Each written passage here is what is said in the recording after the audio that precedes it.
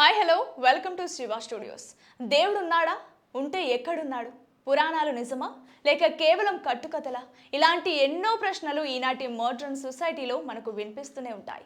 కానీ మన భారతదేశంలో అడుగడుగునా మన ఇతిహాసాలకు దేవుళ్ళు నిజంగా ఈ నేల మీద నడిచారు అనడానికి సజీవ సాక్ష్యాలు ఎన్నో ఉన్నాయి.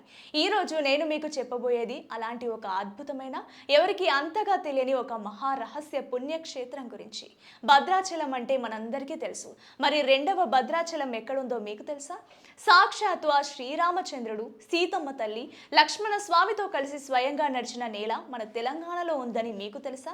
రాక్షసుల తలలు తెగబడి రక్తపు టేరులు పారిన ఆ ప్రదేశంలో నేడు అద్భుతమైన దేవాలయం ఎలా వెలిసిందో వింటే మీ రోమాలు నిక్కబొడుచుకుంటాయి. శ్రీరాముడిని ఎప్పుడైనా మీసాలతో చూసారా? చూడలేదా? అయితే ఈ వీడియోని ఎక్కడ స్కిప్ చేయకుండా చివరి వరకు చూడండి. ఎందుకంటే ఈ వీడియో పూర్తయ్యేసరికి మీలో ఉన్న భక్తి రెట్టింపు అవ్వడమే కాదు, వెంటనే ఆ గుడికి వెళ్ళాలి అన్న కోరిక ఖచ్చితంగా పుడుతుంది. త్రేతాయుగం. శ్రీరాముడు తన తండ్రి మాట కోసం రాజ్యాన్ని వదిలి నార చీరలు కట్టుకొని అడవుల పాలైన సమయం. సీతా లక్ష్మణ సమేతంగా దండకారణ్యంలో అడుగుపెట్టారు రాముడు. ఆ దండకారణ్యం మరెక్కడు లేదు, మన తెలుగు రాష్ట్రాల్లోనే విస్తరించి ఉంది.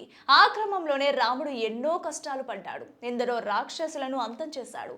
ఆ ప్రయాణంలో రాముడి పాదాలు సోకిన ఒక పవిత్రమైన కొండ ప్రాంతమే నేటి నాగర్ కర్నూలు జిల్లా చారకొండ మండలంలోని శిరసనగండ్ల. అసలు ఈ ఊరికి ఆ పేరు ఎలా వచ్చిందో తెలిస్తే మీరు ఆశ్చర్యపోతారు.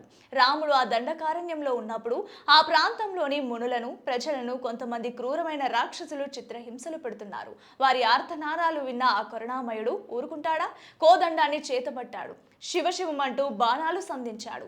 ఆ బాణాల దాటికి రాక్షసుల తలలు తెగిపడ్డాయి. ఆ రాక్షసుల మొండెములు గుట్టలు గుట్టలుగా పడిపోయాయి. శిరస్సులు గండ్ల పడిన ప్రాంతం కాబట్టే కాలక్రమంలో అది శిరసన గండ్లగా మారిపోయింది. చరిత్ర అంటే పుస్తకాల్లో రాసుకునేది కాదు, ఆ నేల అణువణువున శ్రీరాముడి పరాక్రమం దాగి ఉంది అనడానికి ఇదే సాక్ష్యం. ఇక ఈ గుడిలో ఉన్న ఒక అద్భుతం గురించి మీకు చెప్పాలి.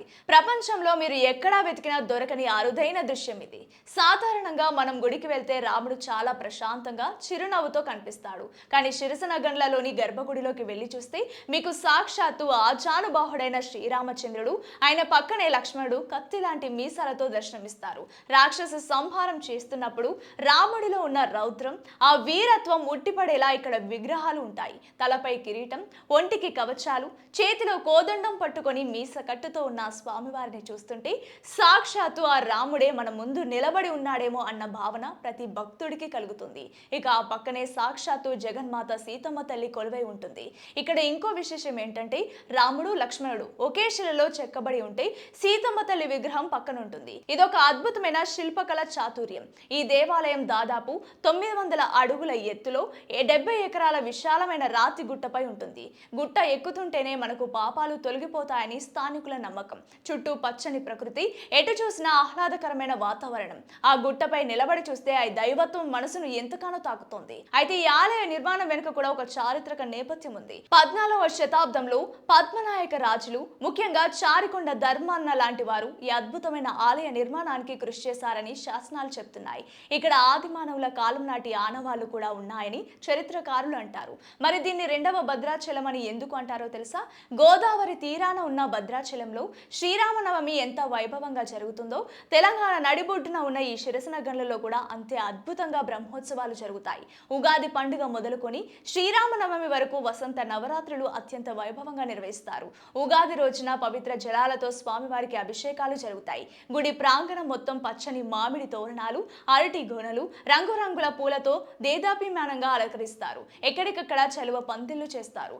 ఆ తర్వాత మొదలుకొని శ్రీరామనవమి వరకు ప్రతిరోజు ఒక పండుగే, ప్రతి క్షణం ఒక దైవిక అనుభూతే. ఉదయం సుప్రభాత సేవ నుంచి రాత్రి పవలింపు సేవ వరకు వేద పండితుల మంత్రోచ్చారణలతో ఈ 70 ఎకరాల రాతిగుట్ట ఒక భూలోక వైకుంఠాన్ని తలపిస్తోంది.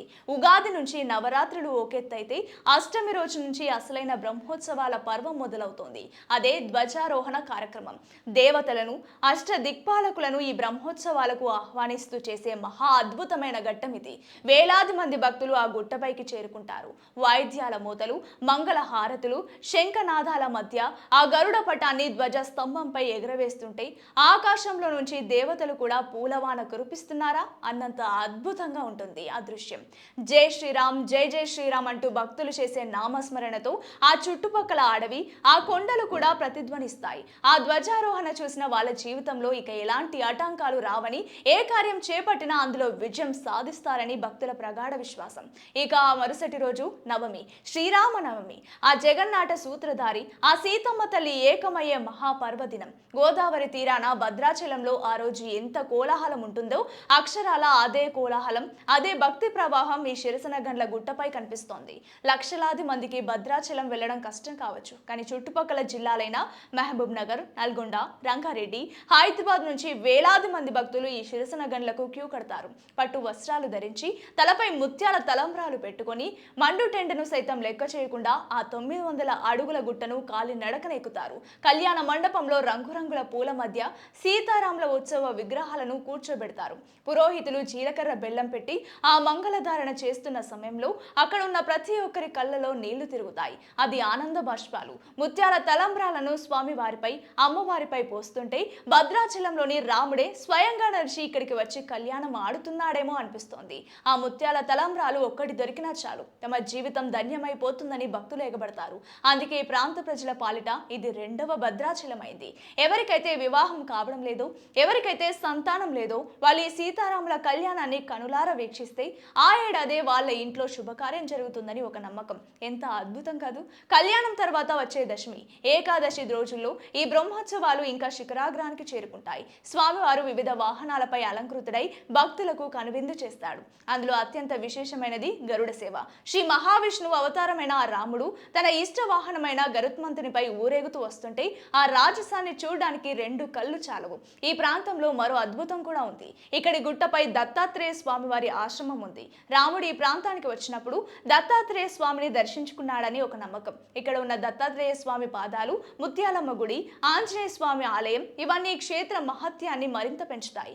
ఇక్కడికి వచ్చే భక్తులు ముక్కుపచ్చలారనే నమ్మకంతో శ్రీరాముడి నామాన్ని పుస్తకాల్లో రాసి ఆ కోటి రామనామాల పుస్తకాలను స్తూపం దగ్గర సమర్పిస్తారు. ఏ కోరికతో అయితే ఆ గుట్టను ఎక్కి స్వామివారిని దర్శించుకుంటారో ఆ కోరిక ఖచ్చితంగా తీరుతుందని వేలాది మంది భక్తుల ప్రగాఢ విశ్వాసం.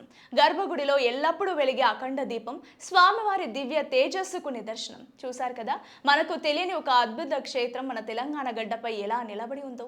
వందలేళ్ల చరిత్ర, సాక్షాత్తు దేవుడే నడిచిన ఆనవాళ్లు, రాక్షసుల రక్తం చిందించిన నేల. ఈ శిరసనగండ్ల సీతారామచంద్ర స్వామి ఆలయం ఒక ఆధ్యాత్మిక అద్భుతం. మన ధర్మాన్ని, మన చరిత్రను ముందు తరాలకు చెప్పాల్సిన బాధ్యత మన అందరిపైన ఉంది. ఇలాంటి మరెన్నో అద్భుతమైన, రహస్యమైన దేవాలయాల చరిత్ర కోసం మన ఛానల్ని వెంటనే సబ్స్క్రైబ్ చేసుకోండి.